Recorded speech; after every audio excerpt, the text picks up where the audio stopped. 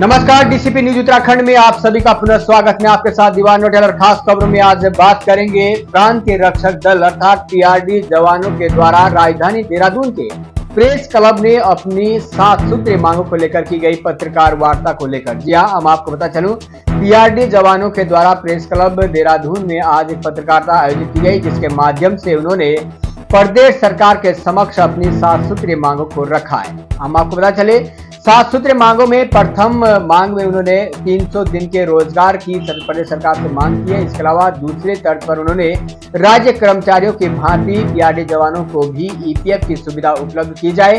तीसरी, पीआरडी जवानों ने स्वयं सेवक शब्द को हटाने की भी मांग की है। इसके अलावा पीआरडी जवानों ने राज्य कर्मचारियों की भांति छुट्टी का प्रावधान पीआरडी जवानों को भी हो। इसके अतिरिक्त पीआरडी जवानों का मानदेय होमगार्ड की तर्ज पर दिया जाए और इसके अतिरिक्त जो 7वीं मांग उन्होंने रखी है वो ये कि सभी प्रशिक्षित पीआरडी जवानों के मानदेय में बढ़ोतरी की जाए।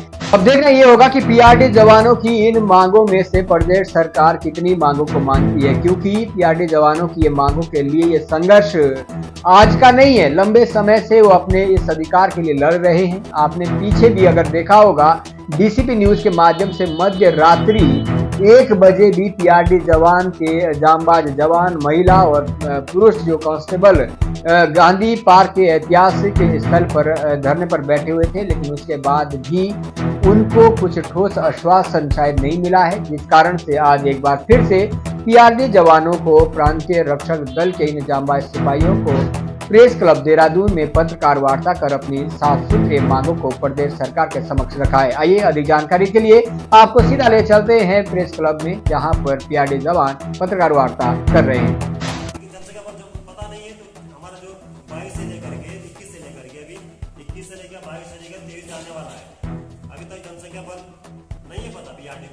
विभाग अधिकारी को ये नहीं पता कि मेरे जवान कहाँ ड्यूटी पर तैनात है। बीच में एक आदेश आता है कि जो भी मोस्ट रोल बनेगा, जो महीने के नंबर सैलरी बनती प्रति हमारे मानदेय होता है 500 रुपये मानदेय हमारा, जो मोस्ट रोल बनेगा उसमें जवान का एड्रेस कब का प्रतिदिन प्राप्त है और कहाँ पर ड्यूटी पर तैनात है, वो आदेश आया था। बीच में हमारे जिलाधिकारी ने दिया था, जिलाधिकारी ने, हमने उस पर काम भी किया, लेकिन उसका आधे विभाग ने भी उस पर जो है गौर नहीं करा।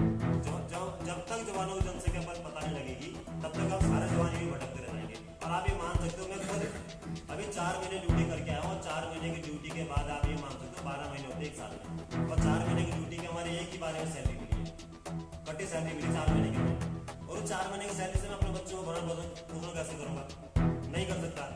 उसका हम सीएम साहब पे, हम भारत सरकार पे, उत्तराखंड सरकार पे हम तुकम नहीं लगा रहे कि आप ये तुकम है, आपने काम कराए, लेकिन आप जो नीचे के अधिकारी जो वो काम नहीं कर रहे हैं उनको आप आदेश क्यों नहीं करते हो, उनके खिलाफ अपनी कार्रवाई क्यों नहीं कर रहे हो? और दूसरे आप ये आदेश आता है हमारे यहाँ से, ये बैंक के, मैं आपको बताऊं बैंक के आदेश आता है। ये बैंक आदेश हमारे ड्यूटी साहब करते हैं, जो संयुक्त निर्देशक साहब क्या अकाउंट खोले, HDFC में आप अकाउंट खोले, आपकी सैलरी HDFC में आएगी। हम लोगों ने सबने अकाउंट खोले। फिर एक आदेश दूसरा आता है कि आप एक्सिस बैंक में खोले। मेरे सैलरी तो साल में एक ही बार आती, 4 महीने की टोटल सारी आई। वो कितने बैंकों में खोले, कितने बैंकों में लाने हम भरते रहे, पूरे साल का खर्चा अपना 4 महीने की सैलरी से बच्चा लाना है। 4 महीने की सैलरी से किसके बच्चे पढ़ रहे हैं? 17,100 हमारी सैलरी बनती है 1 महीने की। तो 4 महीने की हमारी कितनी बनती है, उससे हमारे कितना खर्च चलेगा? कमरे का किराया देना है, बच्चों का दूध का, पानी का, स्कूल का, कैसा भरण पोषण करना है, बहुत कठिन। ये इसके बारे में बता नहीं सकती, तो शासन या विभाग अधिकारी बता सकते इसके बारे में कि आप ये बैंक का मामला एक डबल आदेश कर रहे हो, क्यों कर रहे हो? हमारा जो मेन मुद्दा है, हमारा मेन मुद्दा 300 दिन पे है।